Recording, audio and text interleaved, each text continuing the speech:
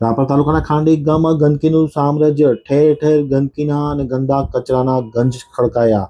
અનેક જગ્યાએ બીમારી ઉચ્છર કેન્દ્ર શરૂ થઈ ગયા છે. ક્યાંક ને ક્યાંક રોગચાળો ફાટી નીકળે તેવી ભીતિ સેવાઈ રહી છે. ગ્રામ પંચાયતની ઉદાસીનતા સીધી જ જવાબદાર છે.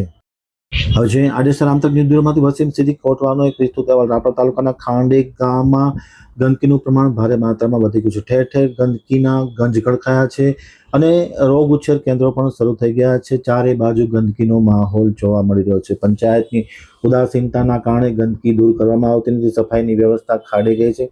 પરિણામે ક્યાંક ને ક્યાંક રોગચાળો ફાટી નીકળે તેવી દહેશત સેવાઈ રહી છે. જે ટ્રેક્ટર દ્વારા ગંદા કચરાના ફેરા કરવામાં આવે છે, પરંતુ ફેરા ક્યાં થાય છે, કેવી રીતના થાય છે તેની કોઈ વિગતો ગ્રામ પંચાયત પાસે ઉપલબ્ધ નથી અને કાદવ કીચડનું સામ્રાજ્ય જોવા મળે છે. ખાસ કરીને પાણીની પાઇપલાઇન તૂટી ગઈ છે. પરિણામે પાણી ત્યાં રસ્તા ઉપર ઢોળાતું હોવાના કારણે ભારે માત્રામાં ગંદકી થઈ રહી છે.